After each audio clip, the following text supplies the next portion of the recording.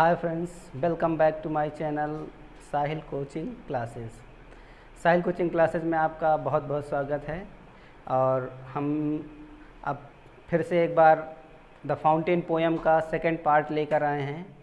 और इस पोएम को पिछले वीडियो में मैंने पढ़ाया था और इसके 4 स्टेंजा बचे हुए थे। अब उन्हीं 4 स्टेंजास को हम लोग फिर से पढ़ेंगे।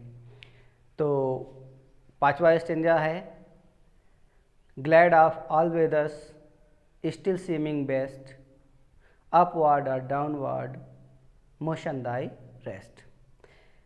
ग्लैड मतलब खुश, ऑल वेदर्स सभी ऋतु, स्टिल अभी भी, सीम मतलब प्रतीत होना, बेस्ट सबसे अच्छा, अपवर्ड ऊपर की ओर, डाउनवर्ड नीचे की ओर। अपवर्ड ऊपर की ओर और डाउनवर्ड नीचे की ओर। दाई मतलब योर, ये आर्केइक वर्ड का इंग्लिश का वर्ड है। यह 16वीं सेंचुरी के दरमियान बोला जाता था। आजकल यह मॉडर्न इंग्लिश के यूज़ में नहीं है। तो दाई मीन्स होता है योर, रेस्ट मतलब विश्राम, आराम से है। मोशन मीन्स गति। तो अब इसका अर्थ देखते हैं हम। ग्लैड ऑफ ऑल वेदर्स, कवि कहता है कि तुम सभी ऋतुओं में खुश रहते हो, तुम सभी ऋतुओं में खुश रहते हो। स्टिल सीमिंग बेस्ट, और अभी भी तुम अपने सबसे अच्छे रूप में हो।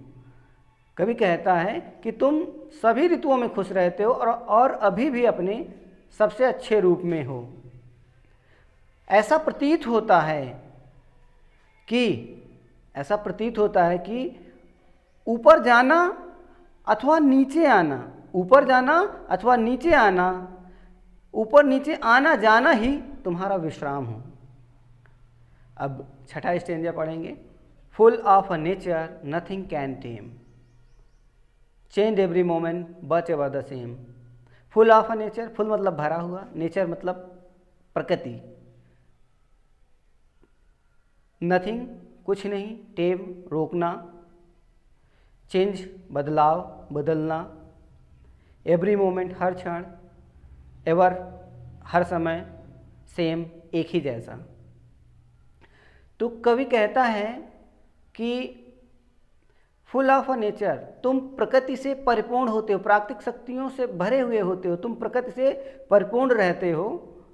नथिंग कैन टेम, तुम्हारी गति किसी के द्वारा बाधित, कोई ऑब्जेक्ट तुम्हारी गति को बाधित नहीं कर पाता है। तुम प्रकृति से परिपूर्ण रहते हो और कोई भी तुम्हारी गति को बाधित नहीं कर पाता है। Change every moment but ever the same, यहाँ पे विरोधाभास है, पैराडॉक्स है। तो कवि कहता है कि हर क्षण तुम में बदलाव होता रहता है। अब बदलाव होगा और हमेशा एक जैसा रहेगा, ये दोनों बातें आपस में एक दूसरे का विरोध करती हैं। तो कवि कहता है कि हर क्षण तुम्हारे आकार में बदलाव होता रहता है, हर क्षण तुम्हारे स्वरूप में बदलाव होता रहता है, लेकिन तुम्हारा लगातार बहते रहने का गुण कभी भी बदलता नहीं है। अब next 7th stanza. Ceaseless aspiring, ceaseless content, darkness और सनशाइन द एलिमेंट। तो कवि कहता है सीजलेस मतलब बंधन मुक्त होकर, एस्पायर मीन्स ऊपर की ओर उठना। अब फाउंटेन है, ऊपर की ओर उठने का मतलब उसके फ्लो करने से है। और सीजलेस कंटेंट, कंटेंट मतलब होता है आत्मसंतोष। तो कवि कहता है कि बंधन मुक्त होकर तुम लगातार ऊपर की ओर उठते रहते हो, अर्थात आगे की ओर बढ़ते रहते हो। और इसी आगे की ओर बढ़ते रहना, इसी लगातार बहते रहने के कारण ही तुम संतुष्ट रहते हो, लगातार बहते रहने के कारण ही तुम संतुष्ट रहते हो।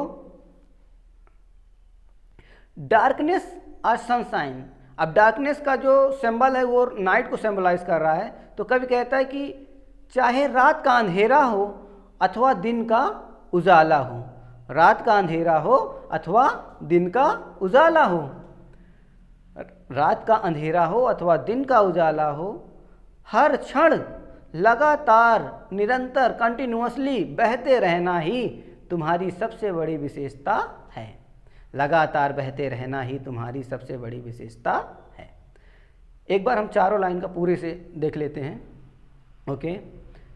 तो ceaseless aspiring ceaseless content, darkness sunshine thy element, बंधन मुक्त होकर तुम लगातार बहते रहते हो और इस लगातार बहते रहने के कारण तुम संतुष्ट रहते हो।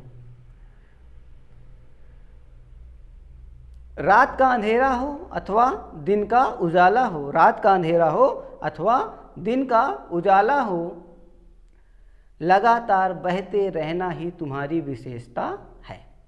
और अब इस कविता का 8वां और अंतिम स्टेंजा, जिसमें कवि फाउंटेन से प्रार्थना कर रहा है, इन्वोक कर रहा है कि वह भी उसके जैसा बनना चाहता है। तो इसका अर्थ देखते हैं।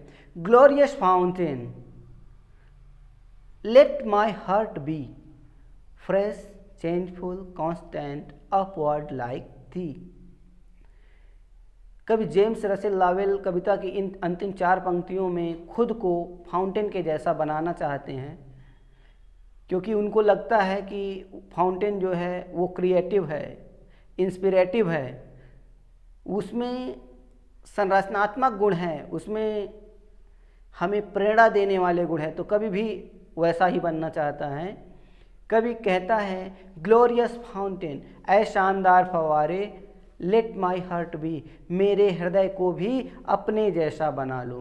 कवि कहता है ऐ शानदार फव्वारे, मेरे हृदय को भी अपने जैसा बना लो, मैं भी तुम्हारी तरह फ्रेश, तरोताज़ा रहना चाहता हूँ, चेंजफुल, परिवर्तनशील रहना चाहता हूँ, एंड कांस्टेंट, और तुम्हारी तरह अपने अंदर स्थिरता के गुण लाना चाहता हूँ, अपवर्ड लाइक दी, मैं भी तुम्हारी तरह आगे की ओर बढ़ना चाहता हूँ।